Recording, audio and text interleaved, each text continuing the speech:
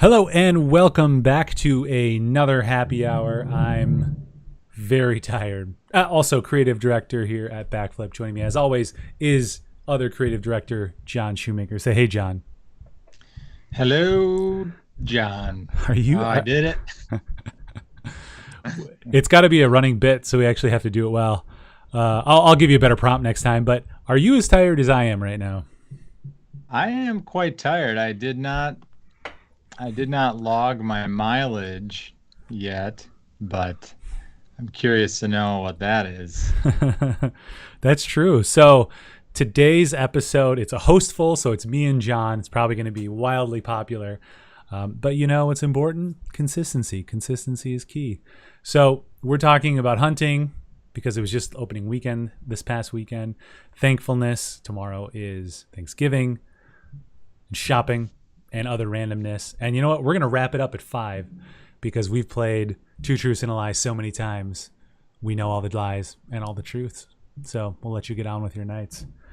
But first, do you have anything to, I don't know, ease your worried mind and body? I sure do. Uh, After a stiff cup of coffee, I filled this with the rest of the apple cider, homemade apple cider we made.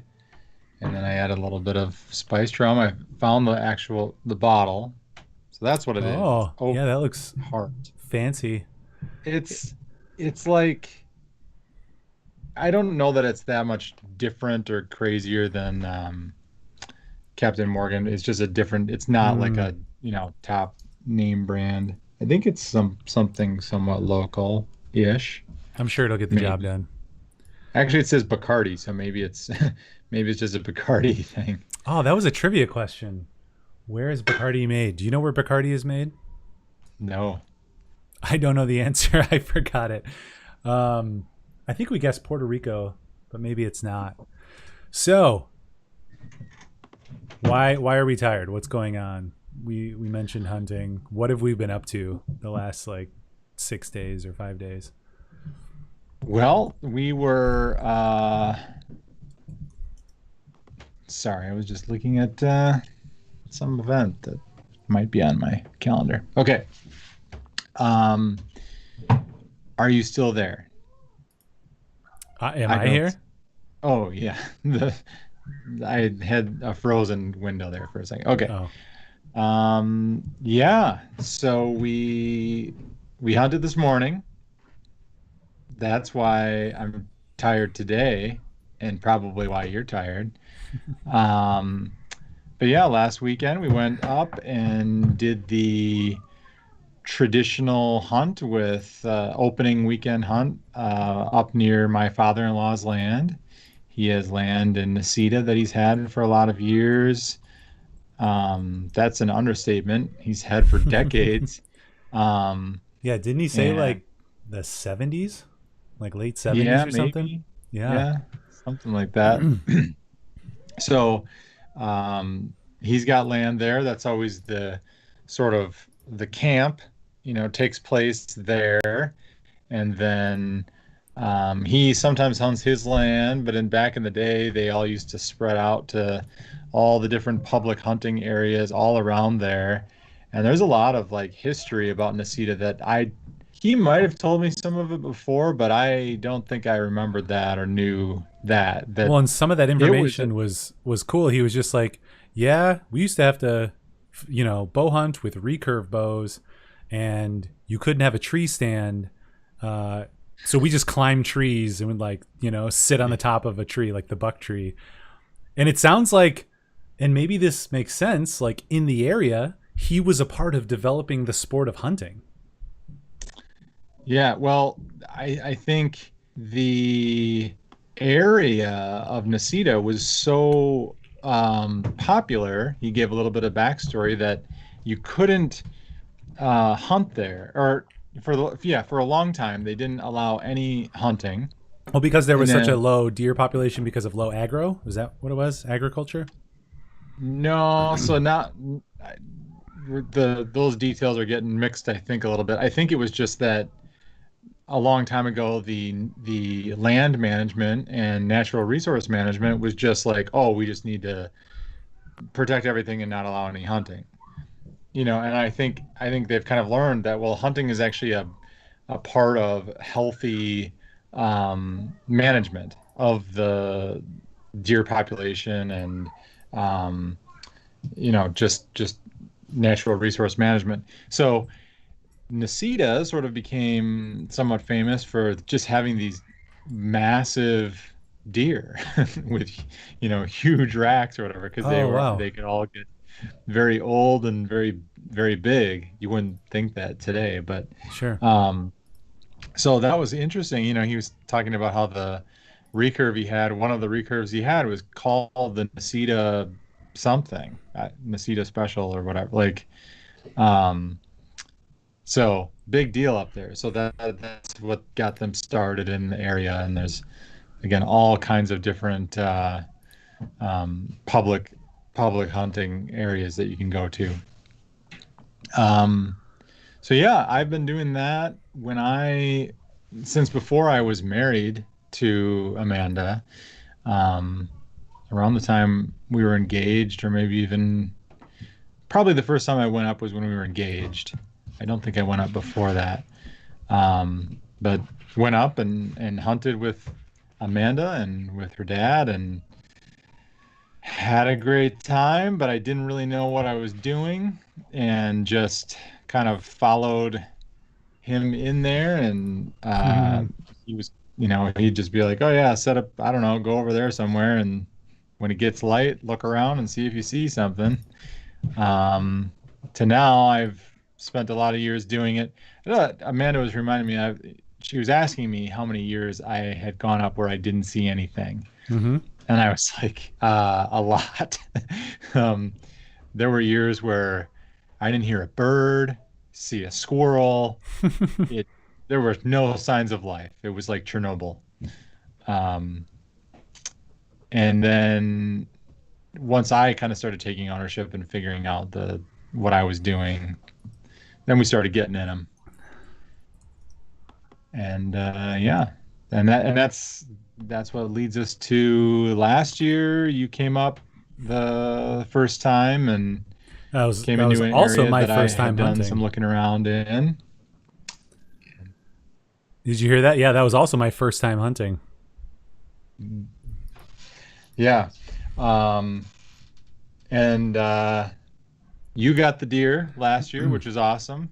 To me, I think, well, in your experience, you have the other side of it. So now you can kind of see, like, Yeah. um, there is a excitement, and I think just something fun about being able to bring a deer back to deer camp. Yeah. Everyone wishes that they would get their own and get one, but to me, that's why I was excited last year, because I was like, dude, this is great. We're bringing one back, Yeah. Um, uh, and then this year, I got a deer opening weekend. There's still a few more days left for more to happen. But yeah, we did a bunch of scouting, and then we did the whole long story. I don't know how much of this story to tell as a part of this before we segue into something else, but No, it's good. um, We can tell the whole story, but canoed. I'll just interject. Like last year, it was so great because my first time going hunting. I think I froze. This is great. This is the joy of live streaming. Hmm. Um, Interesting. So here's what's happening. There we go. So I use XCam because my office isn't very clean right now. So check this out. So I can control that blur kind of like you can on Zoom. But I think that just like froze or something for a second. So yeah, that's really great. Any event, went up last year, didn't see anything on Saturday. I had no idea what I was doing either. I just kind of stood by a tree. I probably should have done a little more research and stuff. But I basically just begged, borrowed, and stole all the gear, even the gun. And you brought me up. You kind of were like, okay, here's this and that, and taught me basically kind of like how to hunt in, a few hours, in as much as you can in a few hours, on the weeks leading up and the car ride up. And then you're like, all right, here you go. You're in the wilderness. And it was great. I mean, I felt like I was probably the dumbest hunter out there, but it was so great, so fun, just standing there. And like today, just being with your thoughts, being in nature, listening, and like hours just fly by. Sometimes they drag, but most of the time, you check your watch and you're like, dang, 3 hours have gone by, because you're like, you hear something and then you intensely look at it for like 15 seconds. So or 15 minutes. So it's like, really passes the time. Any event, Sunday, you were up in a tree stand. I was down on the ground a little ways away. About 10 o'clock, I think you wanted to switch. And I jumped up in the tree stand and you started walking because you wanted to still hunt. You wanted to see some action because we hadn't seen anything. Within like a half an hour, 15 minutes, there was several deer up on the ridge. I got the buck at the end. And so it's funny too, because like in a very real way, had you stayed up there another half an hour, you likely would have had that buck, but you let me go up there. So I got the shot. I got the buck, which is great for my first time. And I think it might have also been difficult. Like had I not gotten a buck that first time, or more difficult, because had I not gotten a buck, then I would feel less bad not getting anything this year. But now everyone, like my whole family's like, did you get something? What'd you get? And I'm like, no, I didn't get anything yet, but it was really great. And we'll try again. But this year was your year and my year to be the companion. And while it is, you want to shoot it, you want to hunt it, you want to get the meat, all that stuff. You're right. It's so awesome that like we got something, and for like 3 hours, like we kind of switched over and took care of your deer and did that stuff. And like, I love that camaraderie part of it too. Yeah. Well, and that's the other thing, Amanda was, again, she was asking me how many years had gone by, that I didn't see anything. And then she was kind of saying, yeah, well, I mean, you should encourage Ryan with, it's like for every story of somebody sharing, a successful hunt on Facebook or whatever, putting up their pictures, there's 10 other stories where they didn't get something or maybe didn't see something. It's just, it's hunting. That's the cliche. That's why they call it hunting, not killing. Except the DNR calls it harvesting. Yeah. And then, we went out the opening weekend and then this morning. But, for most people who just go out opening weekend, there's not a ton of time, excuse me, to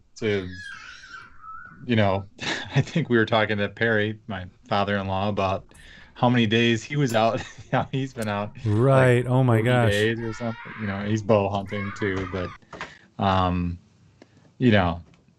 so it's an enjoyable thing, and it's a tradition. I think maybe that's the part of it to like, and I fall prey to this might be maybe a good segue into it, but I fall prey to trying to produce, out of that hunting weekend. Like I want to get something and then come back and, have meat that I can put in our freezer or whatever. Absolutely. But for a lot of people, including for me and for Amanda's family, like there's the tradition that goes with it. It's a weekend where you get together with people. Sometimes it's just people that you get together one time in a year, kind of like some of the camping trips that I do. It's like, this is the weekend where I see that guy or get together with that group or whatever. And then you get back and you sort of tell those stories from previous years. And, so there are people who really love hunting and like want to get out there, and they'll be out there by themselves, like hunting the deer every single day. But for a lot of people, there's that tradition element of just like getting together with people. And right. Yeah. And you've been doing a little stalking and hunting on your own land. on your property where you have some space. And Perry was like, "Why'd you come up here? Why don't you do that?" And you responded, you're like, "Oh, it's part of the experience, you know, like it's the Yeah. getaway." And my response was, "It's much quieter up here too." Well, and it's hard work. Like now there's a payoff to that.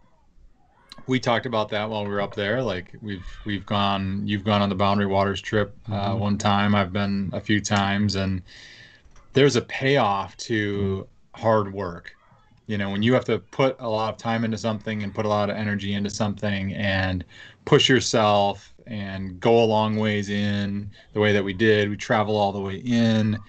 Um, Again, I feel I feel bad you didn't see them, but like we were in them. You know, we were in the right spot this year. There were deer around It us. felt good, and like, Movement was happening. yeah, you've Uh, been kind of teaching me. You're like my hunting mentor in that you're like, I just follow you around like a little puppy, and you're like, "Oh, look at this. Here's a rub. Here's a scrape."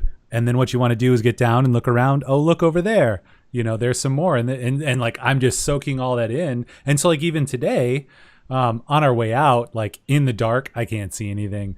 But when we were coming back, when we were done hunting, you know, I could see so much more, just because of, you know, again, the weeks leading up and the experience with you at deer camp, and just kind of being around that, and I can see that stuff, and that excites me. So I think that's what's kind of keeping me going too, like the possibility of the opportunity, but also just that experience of hunting is so much fun. yeah, it's to me. We talked about this. It's kind of it's like the puzzle of it. You know, like what you know. I'm like I don't know. It's there's something deep in the fiber of your being that's like that skill of woodsmanship and walking around and kind of understanding what's going on and what these trails are doing. Why are there trails there? Hmm. Why are animals in general moving from here to there? What are they, you know, looking for and stuff? And why do they outsmart us? Yeah. So yeah, But why yeah, don't you go ahead and tell us the story this year? Because that's, you know, that's the important thing we got to get through before we change topics. yeah. So, you know, start with scouting weekend. We went scouting, which just means getting in the woods and looking around for stuff. Now, kind of had a general sense of where I wanted to go, and I used some topographical maps to look at things, but I also wanted to see if we could get my canoe down this river because it's not guaranteed based on the sticks and the logs and things that are laying in there.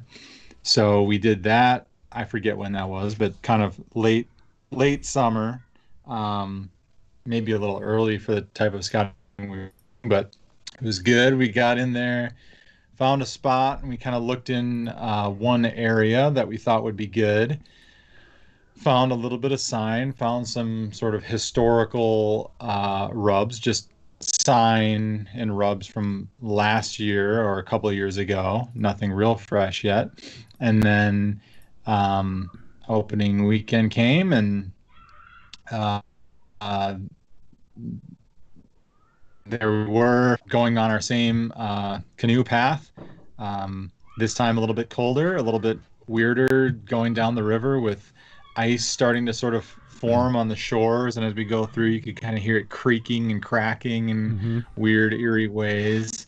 Um, but yeah, worked our way down to our spot. And the one thing we hadn't really done is identify the exact tree or trees that we were going to go into. So Right. that's a little bit tricky to do in the dark, as you found, and me too. I Yeah. mean, I found one on a ridge, but it was like this big fat tree with all these gnarly limbs everywhere. So I was only able to get one stick on the tree.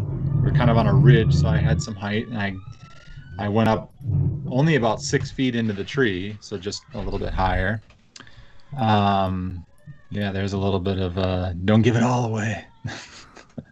No, nobody knows Um, where this is. yeah, I just want to map it. yeah.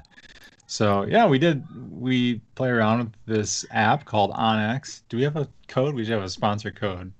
Get our code Yeah. below. Um, anyway, so I was up in the tree, and I actually saw does running earlier in the morning.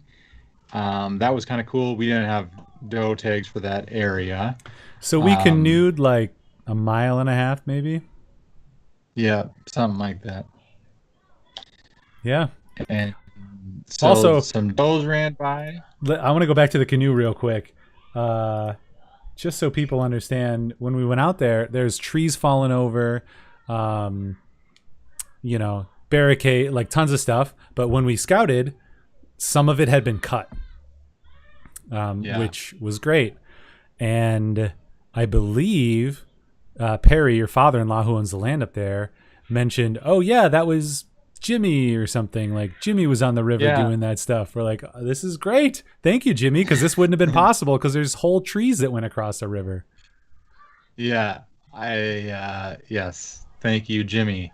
I'm sure he doesn't watch this because I don't think he has social media. I don't think he even uses text messages. Perry communicates with him when he's up there by putting a paper note under his windshield wiper. Oh, that's Um, amazing. yeah.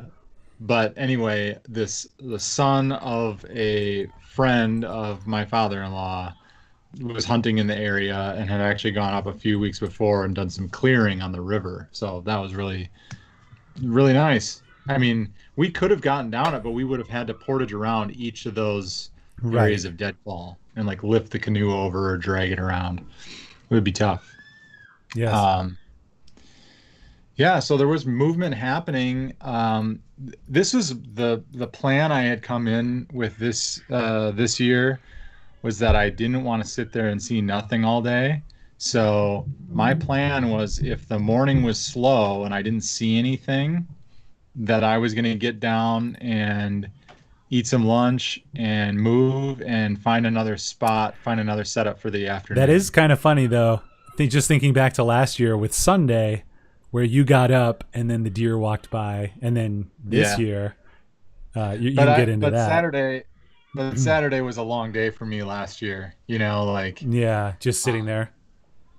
I would have gone to midday, kind of like I did, so, but those does moving around kept me in the tree stand because I Sure. probably would have bailed, but it was like, oh, this is really good. They're all over. There's lots happening.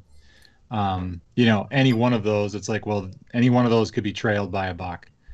So Is it does or doe? I have no idea. I keep Just as you changing said it. that, I was like, I don't know. Someone in the comments, let us know. Does or doe for plural? Plural doe. Um, and then yeah, so I was like, all right, well, they've been moving around. I kind of wanted to get down, but I was like, all right, I'm gonna stick it through. Make it till whatever noon or something like that.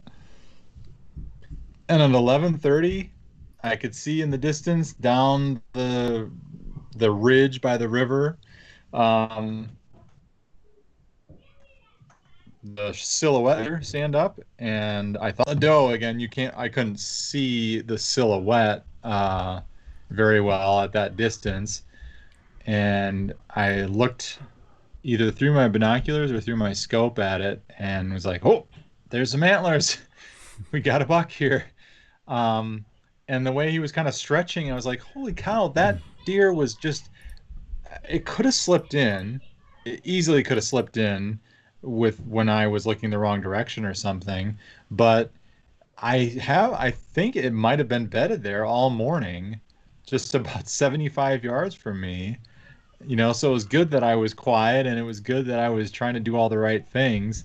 I've heard people kind of give that advice is like hunt as though they are near you, because if you kind of think, they're not around or whatever, and you just kind of start getting lackadaisical, crunching around on snacks and uh, clanging coffee cups and things like that. Pretty soon you'll see one get up and take off. And I was it's gonna like, say that oh, sounds that like was my there all day. experience, crunching on snacks, clanging my thermos. I mean, It's good tips. to some extent, you can get away with a little bit. Um, so yeah, I watched him start weaving his way along a path right toward me. Um, and I was trying to pay attention to, trying to get a good shot on him. Um, because he was headed right at me for a while. When he made a little rub, like uh, scraped his antlers on some sticks. I don't know if there's non-hunters that are going to watch this, but Yeah, and then he, that's always confused me. By the way, the whole rub scrape, because like a rub is when he rubs his antlers on the yeah, wood and it scrapes off wood, and then a scrape yeah, is like digging in the dirt. I guess it's scraping the dirt, but yeah. that's silly. We should fix that. What do we call the DNR? So yeah, hello DNR. I've got a bone to pick. Yeah. So then and then he turned, kind of started turning to go down off of this ridge by the river, and I didn't want to let him get into the thick stuff. I thought maybe he might get a little bit closer, but as soon as he turned, I had a good angle on him and took the shot, and he ran into some brush. I took a second shot. I don't think that did anything because of all the brush there. But Yeah, then when I heard the two shots, I was like, "Ooh, John's got that lever action. You can get a second shot off pretty fast." yeah, yeah, wasn't waiting around to see what I mean. You want him to go down to obviously to get the deer, but also just it's humane, like you're trying to get a Mhm. good clean shot, trying to make sure that the deer dies right away. And if they're still on their feet and they're moving, you can see them. Sometimes it's good, take another shot, especially gun hunting or whatever. Like, well, I guess people do that bow hunting as well, but basically you want them to go down. Mhm. And then we didn't have a blood trail, like pretty much at all. I don't know why. It just wasn't like wherever it wasn't uh, bleeding much, wasn't coming out a lot. It seemed like too you Um, weren't 100% sure like where exactly it was, because it was just a ton of the tall grass kind of that you see, and yeah, there was and lots I of matted couldn't down figure out. areas. Yeah, I Yeah. couldn't figure out which trail, which one exactly where you had turned on. Sure. And there's so many things happening. Well, there's just a lot of like little details happening that you're thinking about. So then you're trying to replay it later, and you're asking me these, I couldn't even remember which side I had him on. I knew he had turned, so I had a little bit more of a quartering to shot, Mhm. but I didn't. Got him right I here. wasn't exactly sure which side it was. I had pictured it the other way. I remembered it the other way for a minute. So, um, We won't show all these pictures. yeah. You're getting ready to clean the deer, And well, and then which is yeah, a you great found it. experience. So Oh yeah, I get the tracking points. I didn't yeah, track anything. You were just kind of like, I think it was here, and then I think it went that way. So I was just kind of like, derp, derp, derp, derp. Oh, there it is. It hadn't gone, 15 yards. It hadn't gone far at all, and laid yeah, down. just on the other side of some brush. Yep. So, Yeah. yeah, Let's and then see. we Ooh, you froze, so we can just show dragged my him over to face. You froze there for a got second. ourselves set for what? You're back. You were freezing there for a second. So yeah, we dragged him over to the canoe, and um, yeah, there's all the lovely, fun pictures. Oh, sorry. Where is Hey, he? I this think I is got how him in the your meat canoe. gets made. There he is. He's in the canoe with us. That was kind of one of the craziest things. My camera blew up again. Um, that was one of the craziest things too. Just like, I don't know, tossing him into the canoe, and we rode him out. Yeah. I guess last Now year. Go ahead. the path, I There guess he the is. path is pretty long. I mean, Oh, we're is on the it down. path as long as we paddled? The path is a mile, right? Mile and a half, I think it's a mile and a all the half. way Yeah. back. Yep. If you go all the way back, you probably had close to a mile and a half, maybe a little bit less when you dragged yours out last year. Yeah. Over on the logging road. That's not the ideal way to do it. We should have run to grab a sled or something, but yeah, the canoe made it very nice. Just especially the weight of it, like you don't even feel the weight. You just paddle up the river, until you're there. There he is. This kind of reminds me of like the movie Memento. I think at the beginning there's like shots like this on the camera before he kills the guy. But yeah, this is a great deer. 5 points. The little guy couldn't get the third nub on one side to grow any bigger. Yeah, Let's see. Oh yeah, and then you processed him. I Um, did. I should share the pictures with you. Um, yeah, this is the first year. I mean, I haven't gotten that many deer personally, but this is the first year where I did all the processing too. So that was enjoyable just to kind of learn all of that. I mean, a lot of this for me has been very satisfying in terms of just like learning skills, and just like just the kind of thing I kind of wanted to know how to do. I think we were talking, maybe in the summer about how, people were talking about, the potential for toilet paper shortage. I can't speak. almost Food almost said shortage, forgery. Toilet paper toilet paper forgery. You're like, shortage, no, what is this? food shortage. What there was a lot of talk about that, and I was thinking a lot about how, man, like our grandparents. I mean, I think you only have to go back that far, but at least grandparents or great grandparents, like Never wipe their their butts. generation, they knew how to do everything. Like they could, and I just feel like, so I've enjoyed picking up these skills because it makes me feel a little less useless. Well, I was amazed how fast it went too. Um, you could spend more time getting a bunch more of particular kinds of meat, like kind of Mhm. the small junky meat that you would use for hamburger. But to do the main cuts and the main steaks, like if you're, Perry, like if Perry was just doing it by himself, he could probably do it in less than a half an hour. You know, he was Yeah, teaching you, he was teaching us. Like I was there, just watching, yeah, enjoying you doing all the work and learning. yeah. But yeah, that is so cool. I was thinking today too, like if I get a deer today, I was like maybe I could skin it. You know, I don't know how we'd hang it up, but I just remember too, like when it's fresh, when it's not frozen, essentially, you can get the skin off a lot easier. So just a Mhm. little lesson. And you had made this comment maybe last year, because cleaning a deer is like just such a wild thing. You cut into it and you pull out all of its organs. It's lighter, and then it's better for the meat to get all that stuff out. You're field dressing it. Uh, but like it took me a little while to be able to do it last year, and I think at the time you'd probably said it too. You're like, you just got to make this switch in your head to like meat.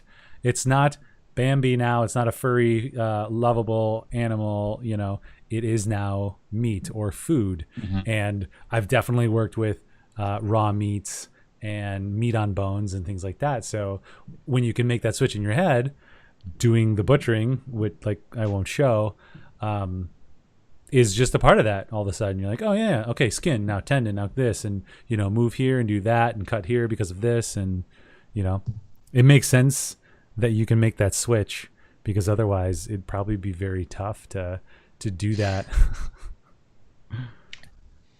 Let's see. Well, and there's a value to knowing where your meat comes from and how it works. And obviously beef is the same process. It's just raised on a farm or whatever. But I think a lot of people um, who don't have any experience with that, I mean, either they're going to decide that stuff makes them not want to eat meat anymore, Hmm. maybe, or they're going to have a better appreciation for it and not just like blindly like, yeah, this just comes and this is how it is, like, Mm-hmm. and again, it's a little maybe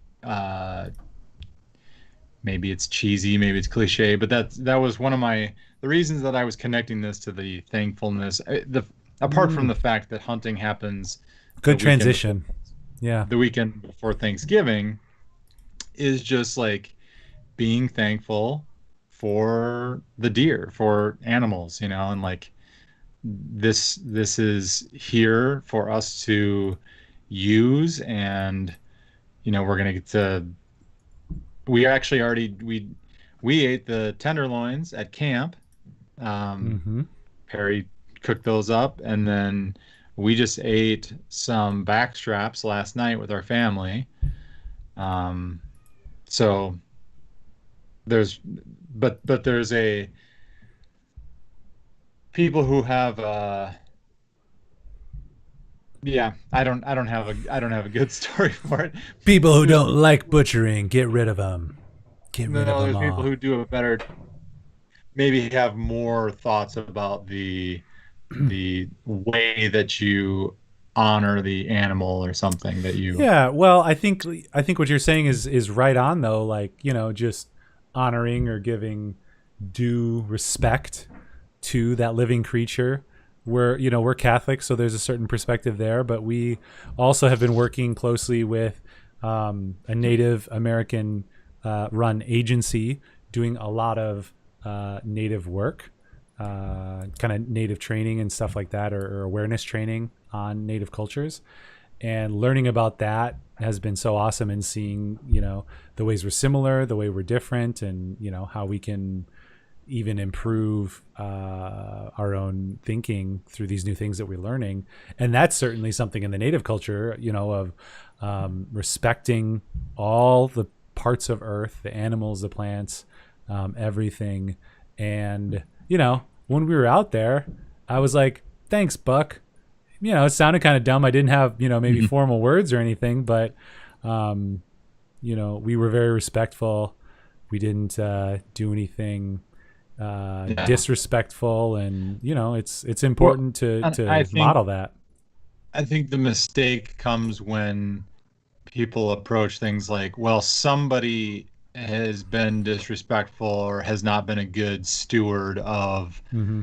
these animals or this earth or whatever, and therefore we shouldn't do anything with it. Like they kind of come to a conclusion that's not correct, like, and therefore we shouldn't Hunting is wrong. hunt, Yeah. or eat meat or whatever. And it's like, well, actually, you're right. People shouldn't be flippant about what they're doing, but it's also good to do it the right way too. So Mm-hmm. I don't And, know if you. oh, go ahead. I was just gonna say, I don't know if you skimmed through the blog post that I did. I framed the hunting story into it, but then I kind of actually broke it down into 3 tips for thankfulness. Ooh. And the way that I By did the way, I it, like your like integrated marketing here. This is really great. Now yeah, check out the yeah, blog it's for our article. vertical. It's vertical, it's horizontal, it's every Synergistic. which way. Yeah. Um, Get some. but the first tip I had was work on something with somebody else. Ah. Ah. And that's how I tied it in. Big story. Going out hunting together with you and Barry, and like there's a thankfulness to that, of just like working, as a group, getting something done, um, being together. Obviously, like this is a year of weirdness with all of that, and like a Yeah. lot of people are struggling with, people have had to cancel Thanksgiving or postpone it or do it virtual, but like I think people still need to figure out whether they're going to do virtual or whatever, you know, tackle something together, Mm-hmm. work on something together, connect with people. And then, there's like, it inspires feelings of gratitude and thankfulness. You turned into a robot there for a second. You'll probably pop back in Can't and tell if I'm frozen. there you go. You're yeah, you're back. Okay, there we go. Both. Oh, you're not Ah, back. There you are. I was gonna say too. Perry is like the rugged man. He should be in the magazines. You know, like he's. This is gonna be weird to say. He's ruggedly handsome, but like he's so kind and just teaches. And it's so great to be there. Like, why don't I just go out and hunt on my own? Well, because I want to be around you and I want to be around Perry and just soak in wisdom or skills from those who are better at it or who have been doing it for, I don't know, 40 years or something like that. But yeah. yeah, let's see. Now, taking it to that This next is point hilarious. is I yeah, so I did well, and that's kind of a tradition in our family too. When Perry's kids were younger, when Amanda and her siblings were younger, they would like help label the meat that he's Hmm. processing.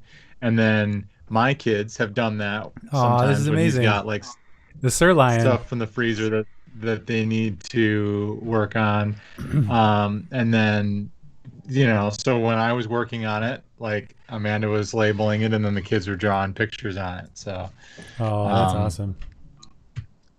but even though now, granted, I was just trying to force it into like a very clever blog format of like work together with people, do something yourself.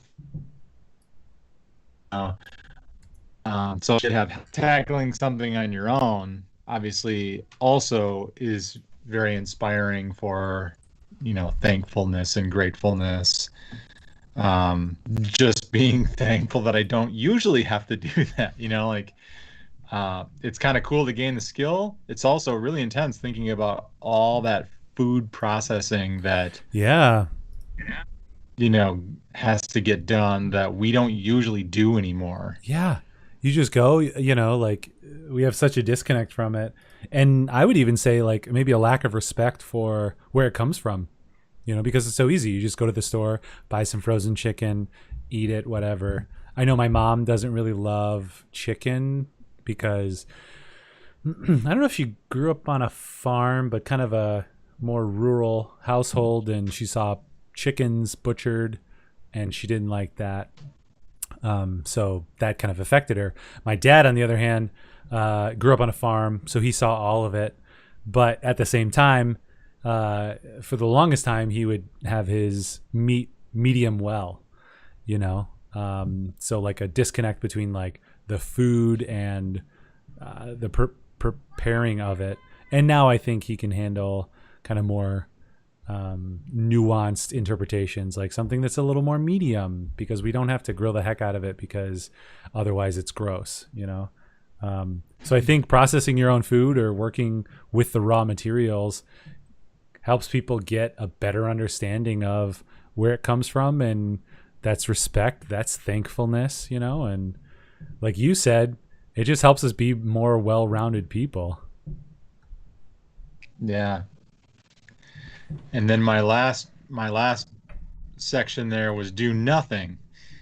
And then I said, well, okay, I guess you're not actually doing nothing, and you are doing something, but that doing something is just removing yourself from everything. Basically Oh, interesting. looking at Yeah. everything, kind of, like, um, and for us, like, there's prayer would be part of that too, Mm. or meditation could be part of it, or you could just mindfulness that people talk about.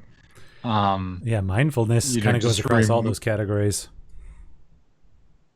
but just stepping back and taking stock, and that, like, to break up further away from the hunting stories this year, and that's what I was trying at. I mean, it's always hard to like write some post because sometimes I feel like, oh, this has got to be really profound, and then it's like, oh, I don't know if I can make it like the most profound thing ever. It's just going to be whatever I can come up with right now. Sure. Um, but like this year, I think has been, this is the year to like tackle this for a lot of, because it's been a challenging year for people. And it's like, I was just trying to inspire people to look at like, well, but you still have things, like, Mm-hmm. do you still have your job, your health, your family? Um, if God forbid you don't have those things, what's one thing you do have? Like there have been Right, right. great examples of people throughout history that, you know, thankfulness is really a mindset. Like it's just finding even the sliver of positivity that is there and then Mm-hmm. focusing on that and saying, well, I'm, you know, happy to have this, even if it's something small. Um, Yeah. Well, and and that's especially when, yeah. it's that idea of mindfulness, I think, is kind of core to that concept. And I think things have changed. They'll change next year. They'll change the following year. And sometimes that's because of pandemics. Sometimes that's because of presidential elections. Sometimes that's because of jobs. Sometimes that's because of whatever, you know.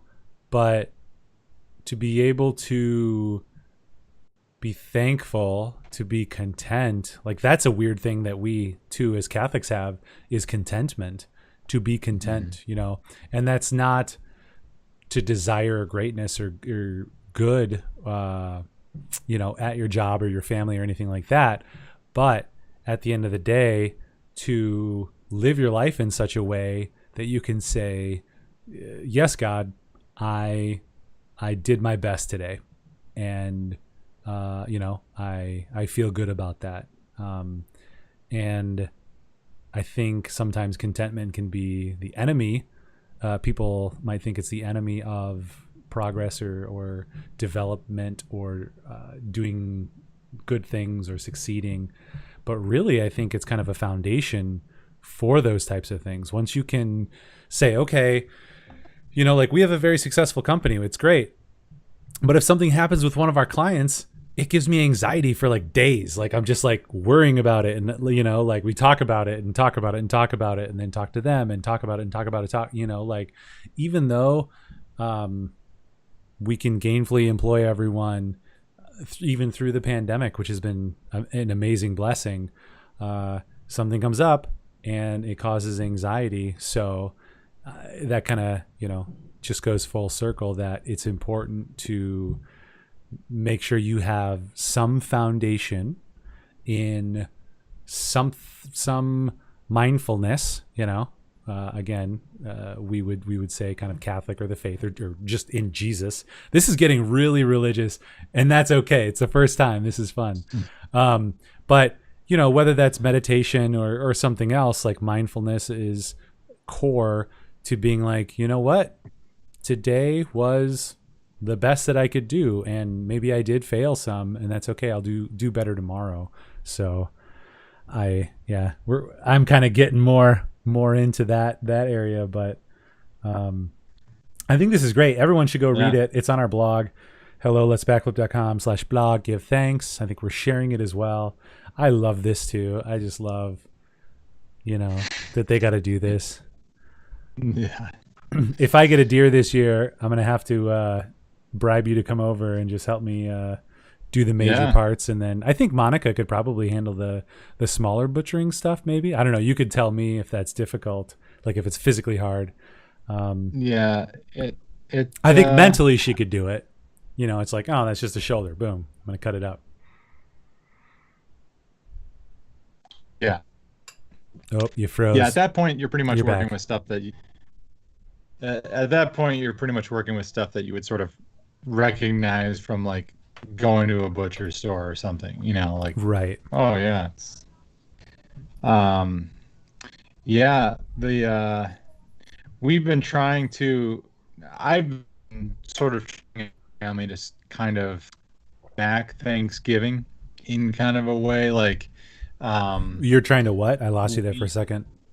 sort of take back Thanksgiving or Mm. like give it more tradition, give it more, a very specific thing. It seems so simple, but like we've kind of pushed, in the last few years when we get together with everyone, like, let's make sure at some point when we're doing the meal, like let's go around and be like, hey, why doesn't everyone share something that they're thankful for? Like Mm-hmm.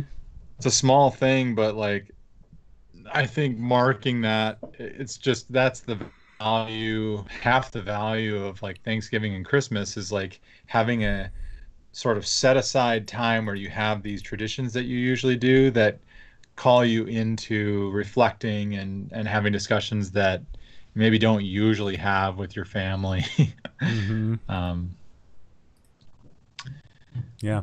we actually, we do this dinner, this Lord's Day dinner that you're aware of on Saturday nights, most Saturday nights, and there's a portion of that meal prayer where you go around and share what you're thankful for from that week. So we've we've done it a lot with that.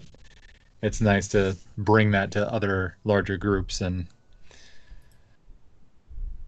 hear what people have to say, and then you get great conversation that flows from that. Yeah. Yeah. We kind of do something similar. Um, and I think the only reason we haven't done Lord's Day consistently is just because our lives are so inconsistent. It's hard, but that's one of the big Hmm. features of it is the consistency.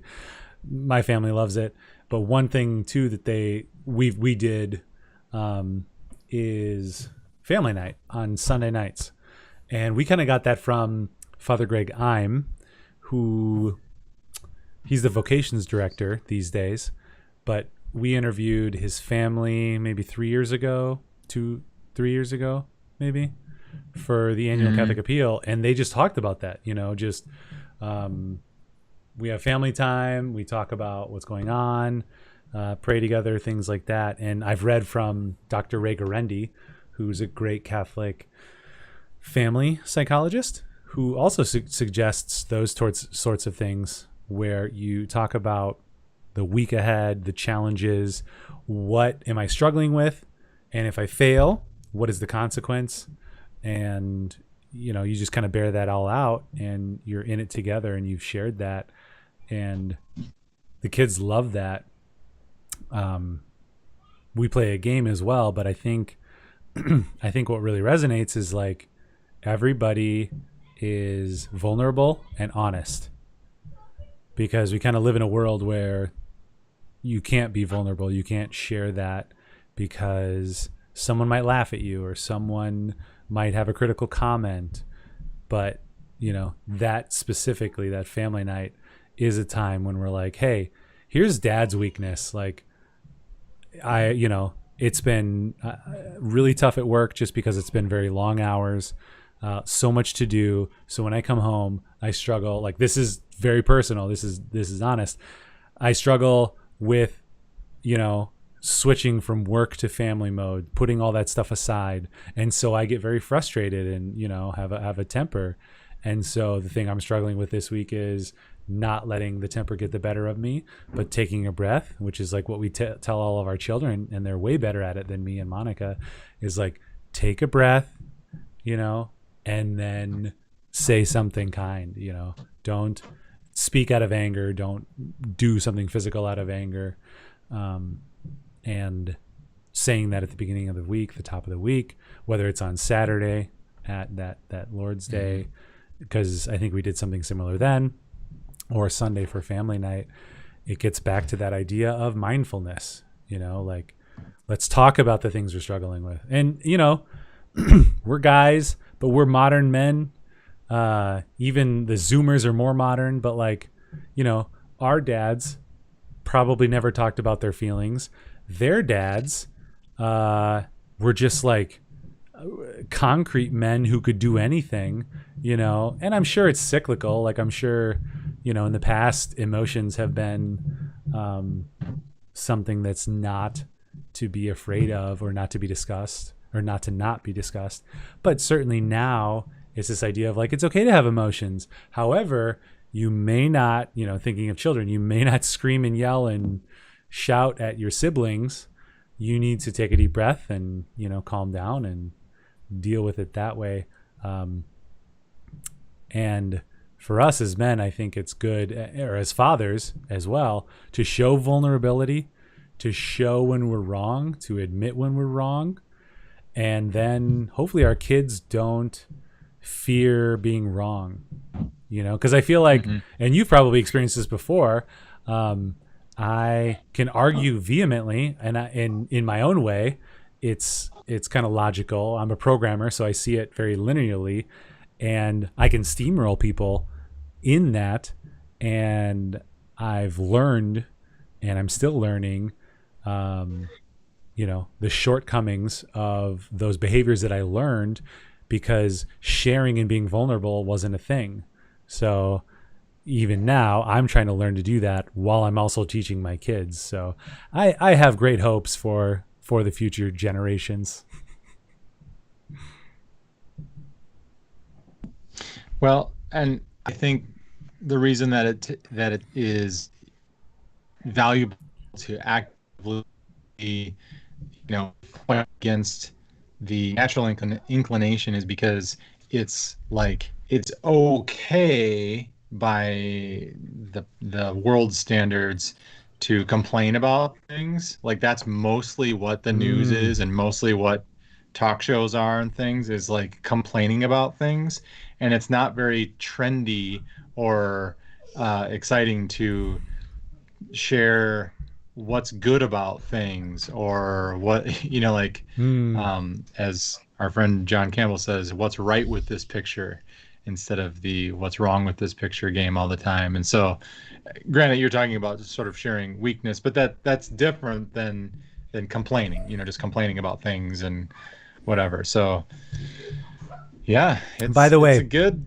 You mentioned John Campbell, and we were talking about this at deer camp. Like, if there was ever a person who was prophetic or just a wise man, beyond his years, it's John Campbell. So if you ever get the opportunity to meet this man, to befriend him, to go to the Boundary Waters with him, to canoe with him, to fish, to play. Is he still coaching?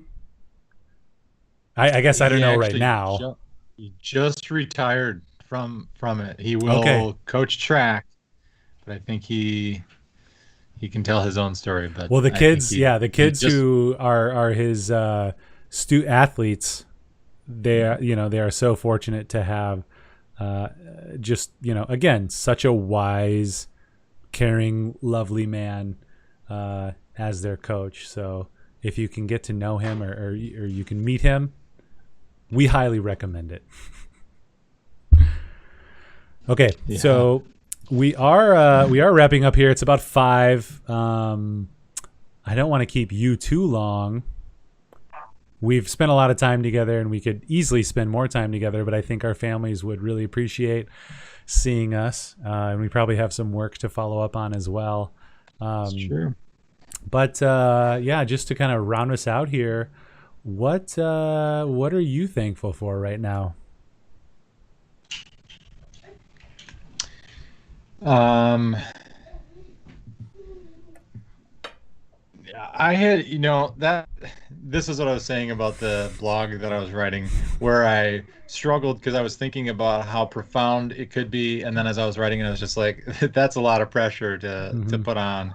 But I definitely have been stepping back and looking at the big picture of things and just thinking like, holy cow. I mean, like the business that we have built and maintained and been able to maintain, as you mentioned before, even through this year, the team that we have, like, I am super thankful for that. That's pretty fascinating. I forget exactly all the different ideas that came to mind, but I was thinking about it the other day and just thinking about like, what else would I be doing right now? And I was just like, oh man, like all the idea. I mean, there's things that I hope to do it someday, but all the other ideas that kind of come to mind are like, this is it. This is awesome. So that's a big deal. Not just because, we're on a podcast that we're doing for work, but definitely very thankful for work. And then the usual things, family and just having a house and things like that. But um, yeah, I'm pretty pumped about what we've got going on with Backflip right now. Yeah, that's a great answer. Um, we sometimes, when we're interviewing people, we're like, no, no, no, tell me one thing.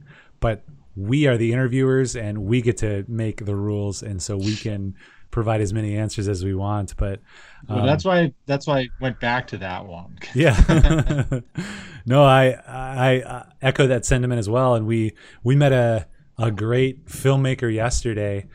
He wants to be a commercial director, but even right now he's creating great content.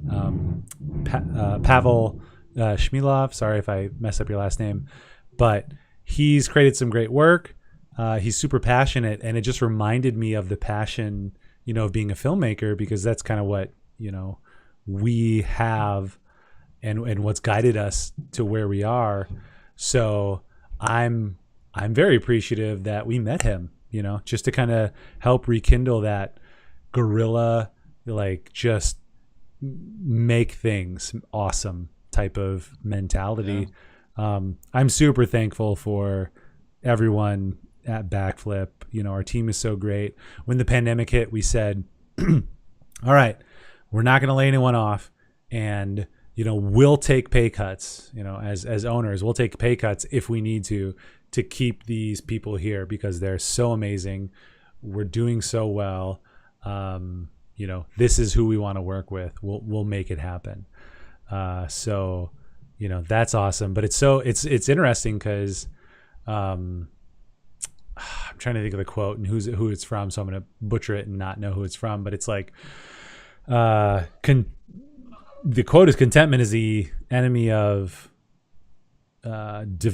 growth," or something like that. But I kind of take that and develop it in, like, complacency is the enemy of growth, because again, we should be content at the end of the day. That's my goal every day. Like, Hmm. I tried my best to kick ass, and I failed some, but I'm content with what I did.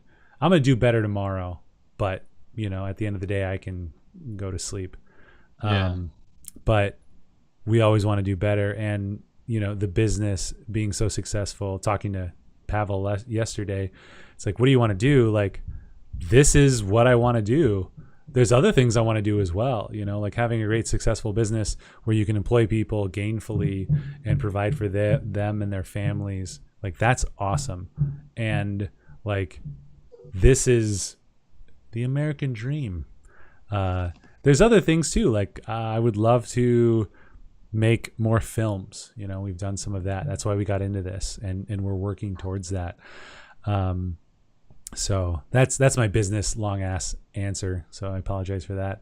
And then my wife, who allows me to go on camping or hunting trips, a business trip for 2 days.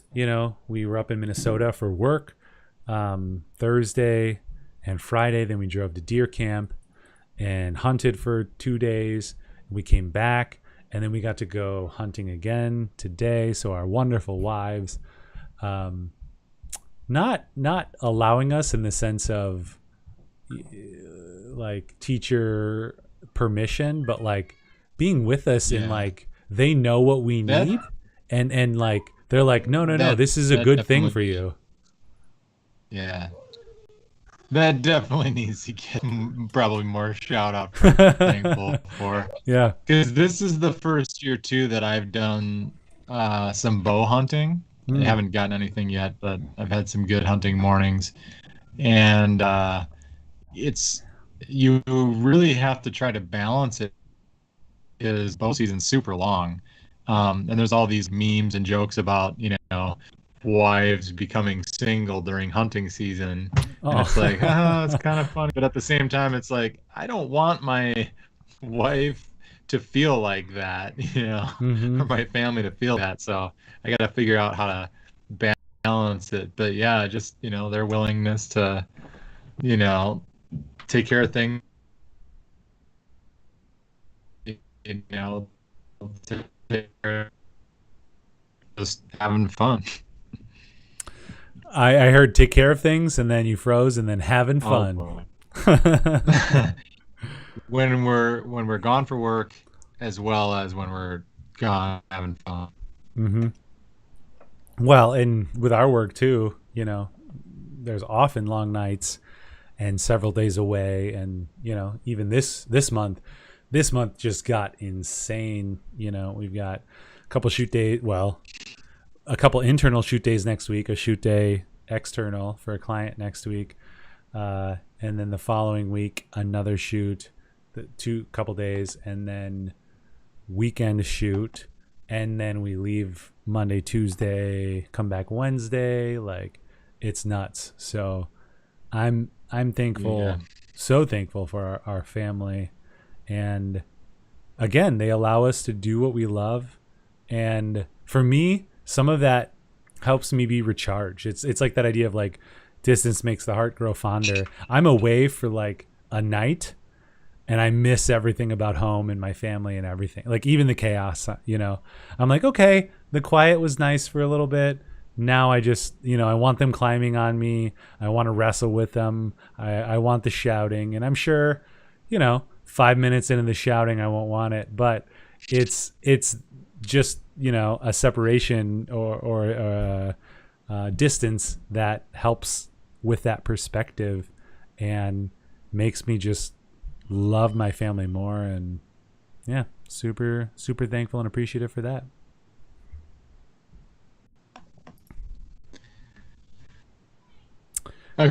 Agreed. Agreed. I couldn't tell if you were frozen or not. This is, again, the joy of live. So we don't need to talk about my Rob. Well, I texted Monica too, because early on I was losing some packets or whatever. Like I was having some drop frames because of the network. I was like, tell them to stop streaming everything. I think it worked, because now we've been good for like 3/4 of this. We don't need to talk about shopping. Is there anything else you want to share coming into this long weekend for everybody? I don't know. Just what we talked about. Focus on your families and friends, and set aside the other stuff. Work will be there when you get back from the weekend. Yeah, that's Over right. there waiting for you. Yeah, I would say hug everyone you can. Be safe, but hug everyone you can. Like, you've been with your family, so Perry's in your bubble. Like, I shook his hand. We all felt great. Like, to shake someone's hand, like, I'm getting emotional right now. Like, it's so crazy how much we need each other. We're kind of made for community, so make sure to, whether you're remote or in person, especially if you're remote, share that love, share that joy. Make sure people know that you appreciate them. That's all I got. I appreciate you, John. Yeah. I appreciate Amanda I appreciate letting us go off and be crazy, man. Yeah. All right. Let's see. Next week, we have an episode before my birthday. As John mentioned a week ago or 2 weeks ago, all next week, and maybe the week after is my birthday weeks. We just like to celebrate in style for my birthday. And next week, Friday, we're going to be talking with Carolyn Averill, who's been on the show before. I think this funky time led to her not being on, because usually she'd be on and she'd be commenting. But I definitely I miss you on our stream, Carolyn. But we'll have you in the stream next week talking about the St. Ambrose See the Joy virtual benefit dinner, which is going to be on the December 12th. If you want to see something crazy like no one's ever done before, to do a benefit dinner, to do a gala, to replace a 600 people gala, you're going to want to sign up for this. I think you can sign up for free. You can also sign up for a ticket, and you get this crazy awesome box with all these components. There's food and snacks and wine and game pieces, because we're going to be playing games with you live. It's going to be amazing.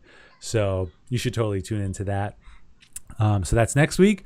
And then the following week, we're going to have Sarah Kohan on, I think I met her through a coworker years ago.